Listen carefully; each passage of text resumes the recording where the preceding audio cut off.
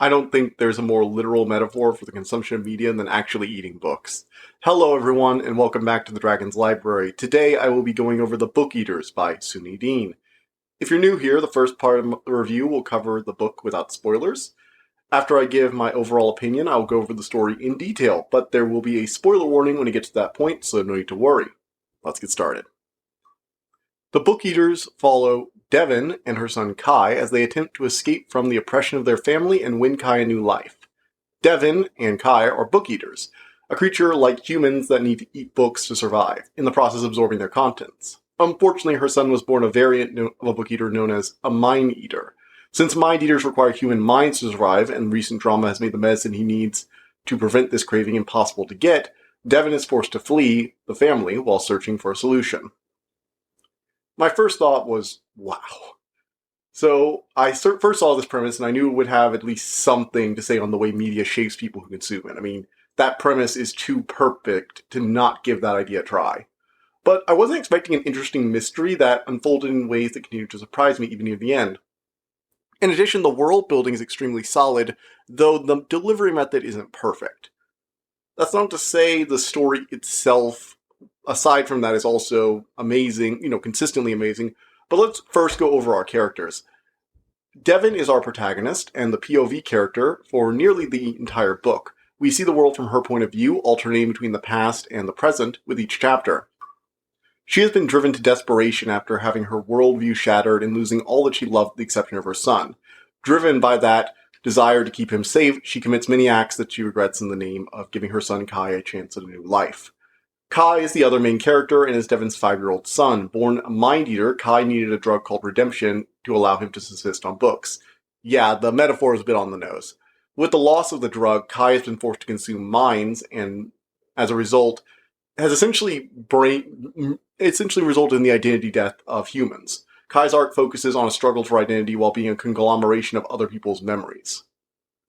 Then we have Ramsey, Devon's brother and the main antagonist. After Devon and Ramsey make a mistake, Ramsey is forcibly inducted into the Knights, a group of mind-eaters that mediates disputes and marriages for the 6 families. They essentially act as a intermediate party to make sure everyone's playing by the rules and they're not doing any inbreeding. Growing up in the militaristic and increasingly obsolete Knights, transformed the kind brother into a cruel man who believes in punishing Devon's weakness and enforcing the older traditions. Finally, we have Hester and Jarrow as side characters. Hester is one of the survivors from the Ravenscar family, the only producers of the mind-eater drug, Redemption. A few years after Kai was born, Ravenscar had a civil war, and the survivors went into hiding. Hester is an extremely capable marksman and a genuine badass who ends up contacting Devon. The rest of the bit is a surprise, so I'll leave it there for now. However, I will emphasize that both Hester and Jarrow act as sort of reflections of Devon and her distinct difference from the rest of the family. They're all different from their other family members in one way or another and act as outsiders. Jarrow is a member of the house Devon married into when she had Kai, and ended up being her only friend during her time there. Independent and ostracized, his knowledge of the outside world proves extremely useful to Devon, and he acts as a kind friend and a source of aid in the final act as well. And now we come to the themes. The Book Eaters has several themes I could go over, such as the justification of tradition, women's rights, how one can determine the extent of their own existence. However, the most striking for me is the effect of media on children. It is so tied to the core premise of this story that I can't not talk about it. And it also goes over how the media we consume shapes our worldview. This is a major theme of the book, as I hinted at the beginning of the video, and one that affects Devon in particular. As a result of circumstances that I will leave for the spoiler section, book eaters give birth to males way more often than females. This, combined with fertility that allows for at most 3 births for every book eater woman, has resulted in the decline of their species. In order to maximize their chances and prevent inbreeding, girls are raised to believe the most important task to have at least 2 kids, and by doing so, they will be gifted with a life of luxury, not unlike a princess. In fact, that exact terminology comes out throughout the book. In order to keep the balance of power, these temporary marriages are impersonal and arranged solely to prevent inbreeding, while they work to perfect artificial insemination that allow them to stabilize their species. As a result of this, Devon was fed a strict diet of princess fairy tales as a child, and raised to believe this was all a wonderful fantasy. After getting attached to her children, though, and ripped away from the first one due to the fact they don't allow contact as to allow for more efficient marriages and separation, the veil is torn apart. Despite this, the stories continue to color Devon's worldview. Even if she sees it as a mistake, she has trouble imagining a way out because this is all she was raised to believe existed.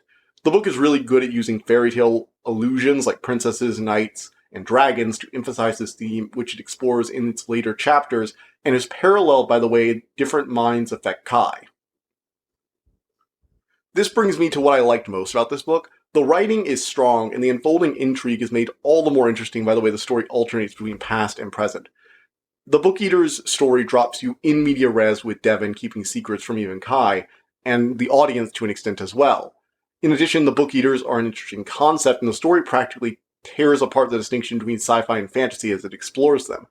They seem at first like fantasy creatures, think vampires in a hidden urban fantasy, but as the story goes on, it is revealed they might have been created by an alien being to gather human knowledge, almost Lovecraftian in nature. This was actually an interesting explanation for the Book Eater's inability to write. They were designed to observe human culture, not influence it.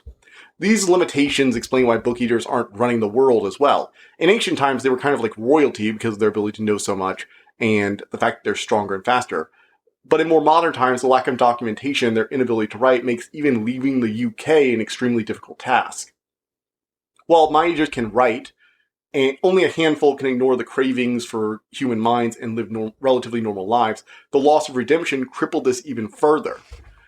I think this was an interesting way to design a fantasy/sci-fi species. The book eaters have distinct advantages and disadvantages to humans, which have shaped their culture. The advantages, like being able to memorize a textbook in minutes or enhance strength, used to be valuable, and is even used to enforce certain traditions, like how Devon was only fed princess stories. However, as time passed, the plummeting fertility and inability to write have left the populations isolated and declining. I also enjoy the families have legitimate reasons for a lot of their actions, such as the extinction of their species. With many of the more reasonable people, like Devon's uncle, they tolerate these terrible policies, not necessarily enjoy them, with the understanding that these policies will vanish in a generation or two. Throughout the book, the potential for artificial insemination is brought up by various book eater women as something that will finally allow their daughters to make their decisions. They see it as a sacrifice they make now, so their daughters will have the freedom to choose who they marry and what they do in life. Meanwhile, the knights see it as a potential end to their power and influence.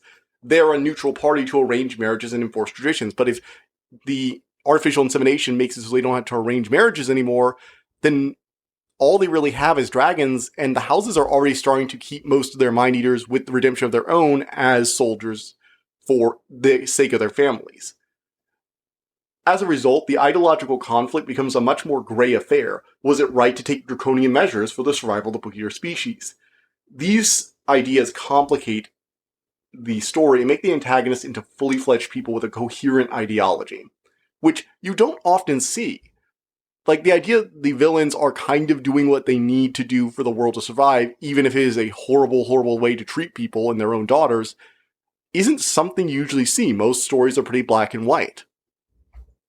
As for dislikes, I think the book is a bit short, and the climax, while not rushed, does feel slightly abrupt. It felt like there was one more arc or one more chapter that I needed there. In addition, the details on the book eaters and the rules around them that describe how this world works are explained through quotes of a book written after the story that appear at the beginning of certain chapters. And without these quotes, the audience would likely be confused by the rules of this world. I would have preferred it if the comments had been integrated more naturally into the story. In addition, we don't get as much time to understand the inter-conflict between the families. We only really see 3 or 4 of them, technically. And we don't spend much time with either of them, although Devon is trying to escape them, so that's understandable. Final thoughts. I think The Book Eaters is a fantastic story, likely the second or third best thing I've read all year, and a welcome addition to my shelves. If you enjoy interesting intrigue or examinations on the way stories can shape you, then you'll definitely want to give this a read. Excellent characters, a fascinating premise, and surprisingly nuanced ideological conflict at the center of it all. The mystery method of displaying it all is pretty cool too, but that's about all I can say without getting into really big spoilers. 9 out of 10, this is one of the best books to come out this year, and I'd recommend everyone at least give it a shot. So, yeah. Before I move on to the story overview, I want to give a spoiler warning. If you don't want the whole plot spoiler, skip ahead to the timestamp shown on screen. Okay, everybody gone? Cool. Now, the plot of the Book Eaters unfolds non-linearly, alternating between the present and Devon's early life leading up to the start of the book. It isn't until the last few chapters that the past timeline wraps up, so I'll be going over the story chronologically for the sake of my sanity. Because it's really, really annoying having to alternate back and forth, but I do need to make it clear that for those of you who haven't read the book yet, even though I told you not to come here, it unfolds as more of a mystery, with a lot of Devon's actions being slightly unexplained until later. Or at least you think you understand them, but you don't really. So I will warn you one last time, there will be massive plot twists with information you won't know until after the fact. So, some unspecified centuries ago, according to legend at least, a being known as the Collector came down to Earth and created the Book Eaters and the Mind Eaters, with the Book Eaters being more common, as a way to collect knowledge. They were supposed to collect knowledge, devouring books and minds, and eventually he'd come pick them up. At least this is the legend. There are conflicting accounts. The Book Eaters didn't really know that much. But it's believed that for one reason or another, maybe he died, maybe he just, scrapped the project, he never came back. So the Book Eaters are essentially a failed alien project left on the world to adapt. And they were clearly never meant to survive long term. Their species literally is not equipped for it.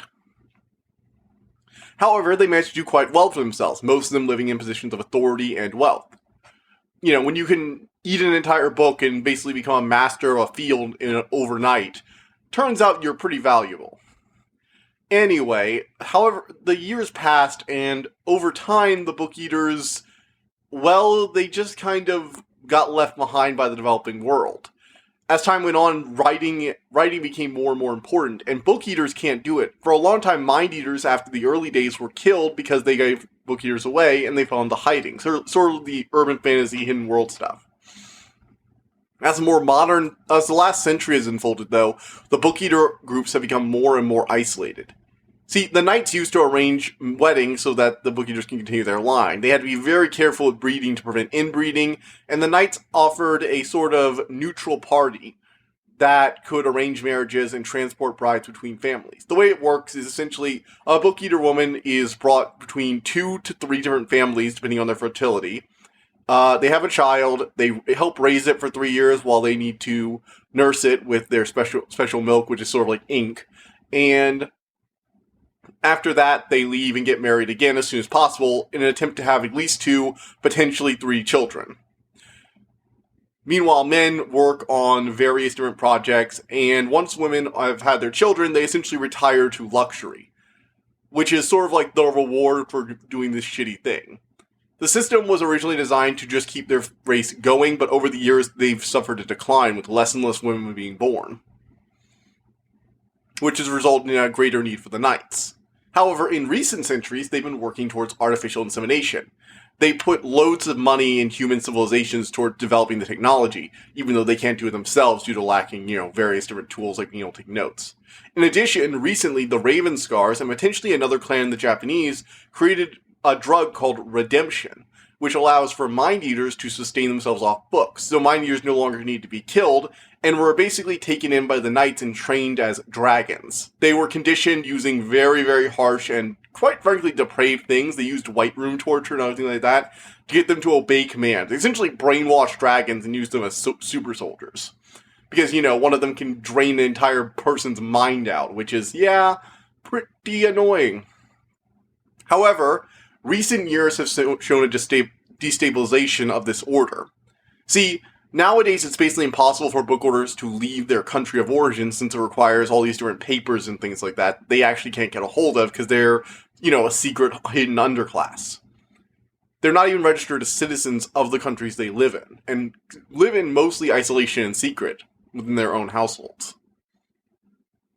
This has led to increasing pressure, and eventually it begins to crack. The Knights are seen less and less as needed, and houses are beginning to operate on their own. Disputes are growing more frequent, and even though to a lot of women it's about to seem like a time of liberation, since artificial insemination is only a generation or 2 away, which means eventually their children or grandchildren will be able to choose their own husbands and live fairly normal lives, a lot of other people see it as the end to the current order of things, the end to tradition. They're getting scared.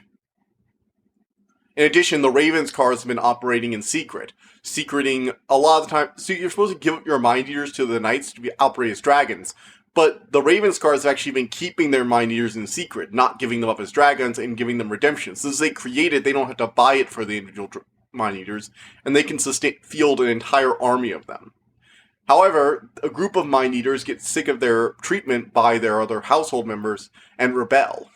Originally, they wanted to create a new order, but the head of the Mind Eater Rebellion ends up devouring his father in an attempt to get the recipe, and it leads to him having massive personality shift, and he basically ends up creating a cult.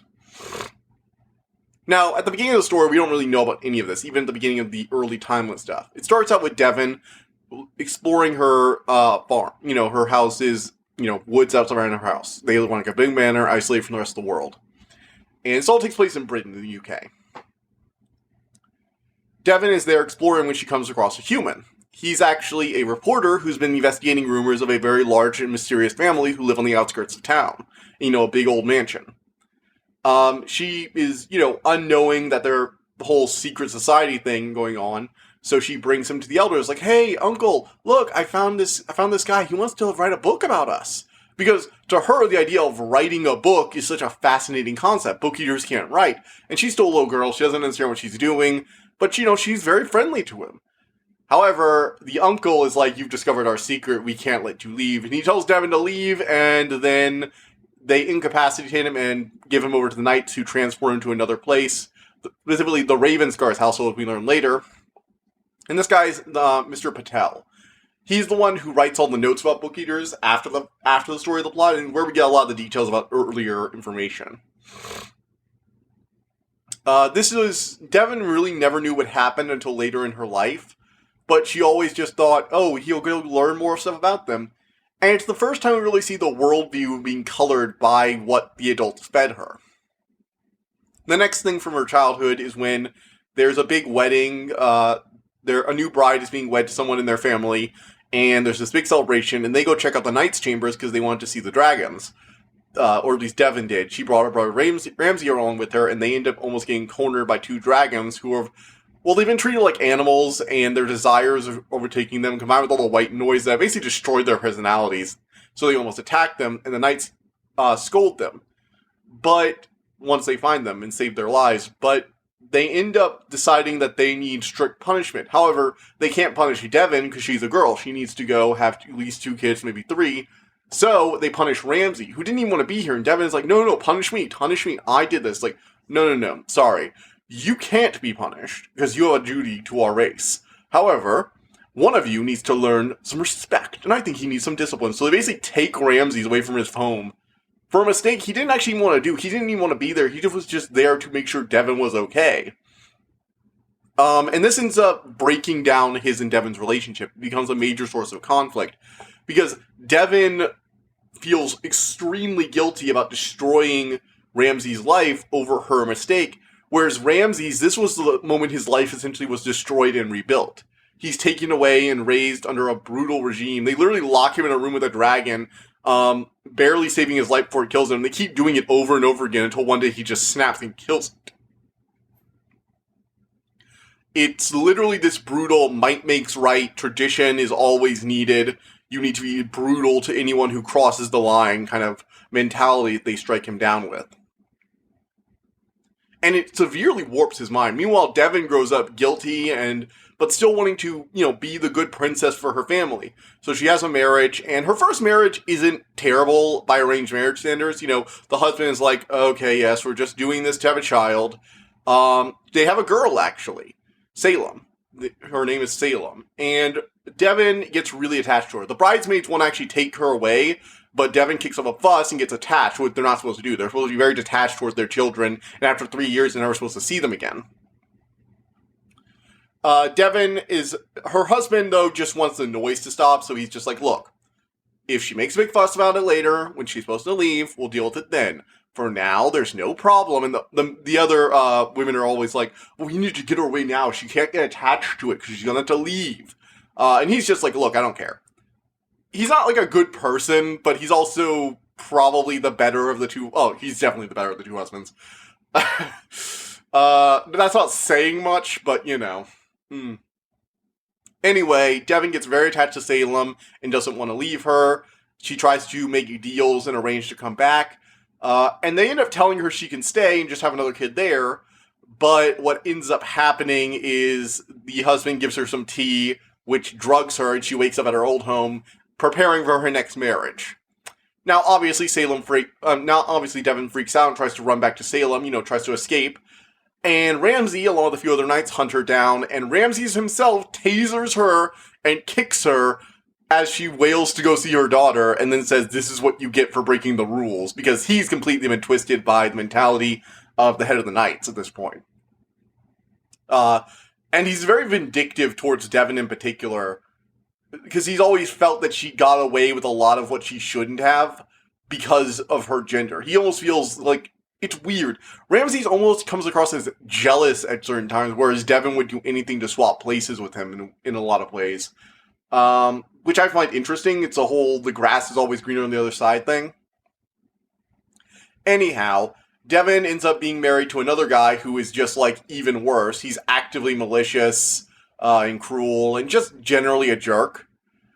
She ends up finding comfort with Jarrow, who's one of the brothers there. He's actually asexual, so there's this whole moment of, like, I thought they were actually going to make him gay at first, because they're all like, when they find her alone with Jarrow, because he was like, you don't look at her in front of the wedding party, because the wedding party is really just, hey, we're bringing her over here, she's going to have sex tonight, and then we're going to, hopefully get a child soon.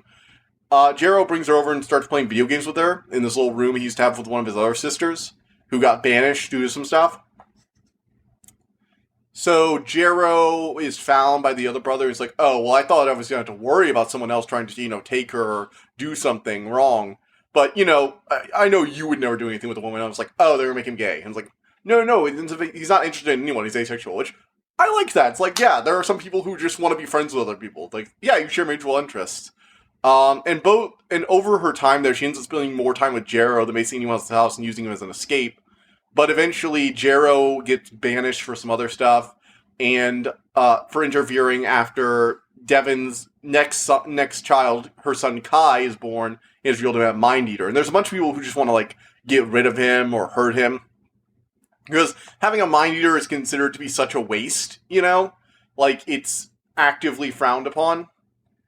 Because, oh, look, we're just getting more ammunition to those stupid knights. Another weapon for them. And also, the first 3 years they have to take care of him, the whole household has to pay exorbitant prices to the Ravenscars for redemption, in order to keep him, well-fed.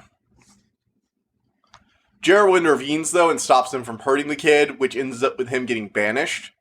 He gives Devin some information to contact him if she ever needs help, and life kind of just goes on pretty suckily. But shortly after, we find out the Ravenscar Civil War has happened. And that's sort of when, this is around the time when the timelines start getting closer together. See, the Civil War caused the remaining Ravenscars, the mind eaters who survived and won the Civil War, to go into hiding. Which is interesting. I kind of like it. In addition, I kind of like the way their original goal was corrupted, as they saw eating minds as not really a death anymore. They became kind of like a culty thing. I'll get into that later, but essentially it means that the redemption, the drug that fuels the Knight's power with their dragons and allows for mind eaters to, not be killed at birth, is no longer available. Which means it's time for Kai to die, but Devin says no, and Kai, while she gets attacked by her husband, Kai ends up attacking him and eating his mind. Now, originally it was implied that after Devin or Kai, whoever killed the father, Devin had stole a bunch of money and ran off on her own. And in the main plot, we had already known about this plot point for a while, that Devin had killed her husband and ran off with a bunch of money, trying to save her son Kai. However, this is where, in the story, a plot twist is revealed. See, she actually didn't escape. Ramses, along with a few other knights, caught her. But they saw her as a useful position. See, this is a little while after the Ravenscars. They've been debating what to do with Kai for a little while now. And the knights saw her as a good potential spy. So they essentially captured her and Kai and brought them back to their base. They implanted Kai with a bomb that they could remotely detonate from a wide distance using satellites and radio signals. And they essentially told Devin, you're going to go on the run with a bunch of money we helped you steal. Everyone else will believe that you killed your husband and ran off with money you managed to secret from his safe. However, you are going to keep in contact with us regularly, and if you try to disobey, we will blow your son up. Because they know they can use her son against her, because it's well-known fact she's gotten attached to her children, unlike other book-eater women. Or unlike other members of the family. Although, it's heavily implied it's not entirely true. We see when Devin, asks one of the other former brides that she used to know, the bride that came to her house and is now living a life of, fancy in her first marriage, she gets very short and, upset when Devin tries to ask her, do you miss your child or whatever? And she's like, no, of course not. It's they clearly miss them, but they've just convinced themselves that it's not important, this is what you have to do. If we play by there's a consistent theme where if you play by the rules, eventually things work out. That's how a lot of people are talking about. Devin actually has entire things where she talks about how the ants are so excited by artificial insemination, they see it as they've made sacrifices so that their daughters will eventually have the ability to make their choices and live normal lives. Which is kind of interesting. Again, I talked about this earlier in the review, but it gives a lot more depth to the villains. It's not just a system being cruel unnecessarily so, even in the modern day. It is trying to change with the modern day, and you really get the point that the system is on the verge of this massive change, and a lot of people don't know how to react to it. The Knights, in particular, don't know how to react to it. See, with the loss of redemption, and the fact that artificial insemination is implied to only be a few years away, their power is nearly completely gone. They had two main things going for them. They controlled dragons, and they arranged marriages between the houses, keeping the peace. But now, they don't need to, in a few years, they won't need to arrange marriages, and with Redemption Dawn, they can barely house the remaining, handful of dragons they haven't had to put down. In addition, many of their members see this as the death of the organization and are fleeing back to their home houses, to which they still hold loyalty. By the time we get all this past stuff revealed, Ramses is trying to rally some of the few remaining, and he has a few dozen left. That's it. Which is a pitiful amount. He has a dozen people left, and it's just oh shit, their organization really is dying, but they don't want to die because the few diehards for the organization don't know anything else. Ramses was taken when he was 5 years old. This is all he's known for most of his life. And it's shaped his worldview. How does he go back to the people he believes is weak or unfit? It's really interesting, and I like this dynamic where he's very much a very cruel person, a very cruel villain, but you understand why he is like this. You get an in-depth understanding of how he's like this. It doesn't make his actions forgivable, but he does make them understandable and human, which is odd because they constantly bash on humans. So, anyway, Devin went on the run. She had to keep feeding Kai people, and it's caused his personality shift. She tries to give him people who aren't horrible, but she constantly asks this question, are you a good person? And Kai regularly brings it up because he has the memories of all these people, and he has memories of his mother leading them to be eaten by himself. They really dive into the mental damage that does to a kid. In addition, Kai is one of the few mind eaters who's able to somewhat resist the craving. When he gets redemption, he doesn't want to eat any other minds. Which is really weird because even when they get redemption, mind eaters do have a desire to eat minds. Just because they don't need it anymore doesn't mean they don't want it. It's almost like a drug to them. Kai is fortunate in that he's able to resist that. Anyway, after Devin fails to meet up with another contact who refuses to give her the Ravencar's information, he's basically a supplier for the chemicals they use that she managed to track down. She gets contacted by one of the other Ravenscars, the other side character, who is Hester. Hester is actually a mind eater, although she doesn't reveal it at first. At first she looks like a book eater. She had her tongue cut so that she can't... See, the mind eaters have this snaky tongue. I think you've probably seen in some vampires or weird mind eating stuff in games and movies before. And Hester had her tongue cut up to look normal, which means she can't actually eat minds. She is completely reliant on the drug redemption to survive. And she ends up giving some of that drug to Kai when they first meet. Devin actually lures her back home because Kai needs a meal before they go on the run again. But Hester gives Kai some of the drug and ends up allowing him to finally, stop eating minds for a little while and fulfill his hunger. Hester says if she comes back to join the Ravenscar family, Devin will be given redemption for her son. Now, Devin does not want to join them because she doesn't want to be bound to her family at all. Although it's later revealed that she might be a little nervous just because she knows that she's a sleeper agent for the Knights, and she's worried about what that'll do.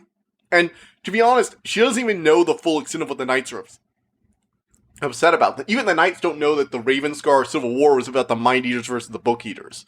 This was all hidden by the Ravenscar family. So originally it's just the children rebelled against the father, and Devin is unsure what she's getting into. Plus, she doesn't want to be bound to a family, and Hester's like, it's different. It's like, really? So I bet your brother is just going to be fine with those. Like, well, he is difficult, but it's not the family difficult. And you don't really know what she's talking about, because at first it sounds like she's trying to defend their rebellion, but it really feels the same as the other families. But turns out it's very different, but not in a good way. See, unlike the other families who have this, like, strict, we must do what we can to survive thing, the Mind Eaters there are... Originally, they wanted to make redemption available to everyone, so Mind Eaters wouldn't have to be sent to the Knights to survive. They wanted equal rights for Mind Eaters and Book Eaters. And also, to an extent, women and males. But after the head of the rebellion, one of the oldest Mind Eater sons, the head of the patriarch, rebelled and ate his father's mind in order to get the redemption recipe. He became a sort of... See, when a Mind Eater eats a normal human's mind, it's just like a Gestalt personality, it slowly absorbs. But when you eat a Mind Eater's mind, there's so much extra information from all the books they eat that the personality can permanently imprint on you. It's not like so when a Mind Eater eats a normal person's mind, there's a big change after they first eat it, but it fades over time, leaving small impressions. When they eat a Book Eater's mind, the personalities almost seem to merge. And so you had this idealistic revolutionary crash into the pessimism and cruelty of the father, and ended up with this almost religious extremist who believes that when you eat someone's mind, they don't die. They become a part of you, and that you become a Gestalt, a collective consciousness. This is a form of ascension or religious ecstasy. It was this really weird, like, you almost see their point, because it's very clear the father has become a part of the son. They've almost become like this weird hybrid being. And Kai actually seems to be very receptive to their teachings to a certain extent. He's not wrong. I feel like that drunk you found and brought to me. I feel like the pastor. I remember what it's like to drink, even though I'm, 5 or 8 years old. It's weird like that. And it turns out that Hester is kind of trapped between a rock and a hard place. Her brother used to be like her, very idealistic. They promised that they would give redemption freely, and that they would become a symbol for the other houses. They didn't have to be, a symbol of progress, of what they could be. But after the religious, after the brother ate the father, it changed. Their entire worldview shifted. And she just feels trapped. Like, there's nothing she can do. Does she abandon their family? This is all she knows, and she needs redemption. She cut her tongue. She doesn't have the option of eating minds anymore. She doesn't have the option of going on the run. She needs redemption to live now. And her brother, who used to promise that second they got the formula, he would give it to everyone, that the formula would no longer be secret, now won't give it to her. And even to his own sister so she can leave. And so she becomes trapped, and when Kai reveals that she's actually a plant of the Knights and that she's told them their location, Hester is forced to make a choice, and she ends up choosing to leave with Devin. See, Devin contacts Jarrow and his sister, who he's been living with in exile, and the three of them, eventually including Hester, come up with a plan to escape. Basically, during the chaos, they will grab the redemption, and Hester will finally give up the courage to try and steal the recipe, and they'll flee. Taking Kai and giving enough redemption so that both Hester and Devin and Kai and everyone in Jarrow, his sister, they're going to escape to Ireland, because they can get across the border without needing passports and everything like that, apparently, since it's, connected to UK. And what will happen is they'll flee there and essentially escape the family's grasp. Meanwhile, the Knights will fight the Ravenscars, and the two sides will essentially go out in bloody glory, because they know that the Mind Eater's son will not give them the recipe no matter what. This ends up happening, Ramses kills the other Night Leader and takes over the remaining knights. There are about a dozen of them left, along with 2 dragons. They assault the compound. The 2 sides basically wipe each other out, and Ramses ends up hunting down Devon as they try and flee. The final scene is essentially a standoff between the two and their ideologies of Devon wanting this freedom and wanting no more part in the family's bullshit, which is completely justified at this point in her life. She's also had to come to a realization that she can't be there for Salem. She has to be there for Kai, because Kai is the one she can save at the moment. And even though she promised she would try and be back by this year for Salem's birthday, that she's not going to be able to do that. And she has to choose, does she try and save Kai's life or be there for her daughter? Because if she follows Ramses' rules and then tries to run near the end, she might be able to be there for her daughter at least. But she chooses to try and at least save Kai's life so both of her children can live, even if one of them ends up hating her for it. However, she gets cornered by Ramses, and Kai has to eat his mind, which is almost like a sacrifice, because Ramses hates Devon, and her whole fear is that now Kai will hate her, that the son she loves more than anything will hate her. But he ends up not. It's complicated. Like, he's sort of Ramses, but sort of not, and also sort of himself, and I'm not in a position to explain this. The book does a much better job. But he does explain that Ramses knew deep down what he was doing was wrong, but the world had wronged him so much that he felt he was justifying it. He had been hurt, so it was okay for him to hurt everyone else. And it basically ends with Devon, Jarrow's sister, Hester, and Kai walking off and going to find their own lives. Kai ends up telling Devon that, because now, he's fully aware of Salem at this point, and she says, I'm not going to be able to be there for her. It's like, we'll be back for her, right? Because we're family. It's like, yes, one day we will come back for Salem, when I'm sure you're safe. When we get the bomb removed, when we have a home base we can operate on, we will come back and we will find her, and even if she hates us, we will at least tell her we're there for her. So yeah, I like this story. It was really good. They explored the way Devon had to grow out of her princess mindset and become this self-sufficient warrior. There's this whole moment where Jarrow tells her that there's no answer that'll save Kai's life, that they need to just run. It's the only option to run. And there's this moment where Devon kind of calls him out on a major flaw in a lot of the Book Eaters' way of thinking. She says, you all lack imagination. And it's true, they do. They become so fixated on the clear point option, they don't think of other things. Jarrow could have left to go with his sister anytime. He didn't have to stay with the family. He didn't. He wasn't like Devon. He wasn't trapped. He could have left with her any of these years. They had an escape plan to Ireland. Now, he didn't want to leave Devon, but he could have done all this years before he even met Devon. Devon didn't have to play by these rules. Devon could have left Kai. You know what? She could have. But she chose to think of a way to save both Kai's life. She was stuck in a nose-wave situation. Ramses wouldn't gotta kill her to clean up loose ends and kill Kai. She knew this. She knew he wouldn't leave loose ends. And Jarrow tells her there's no way to save Kai and save your own life. There's no way to get both those things out of this. But Devon argues. She says, you all lack imagination. You're unwilling to find an answer. And so she does. She thinks of a new answer. She becomes creative, which is so interesting because mind eaters can draw. They can create new thoughts. They just can't write.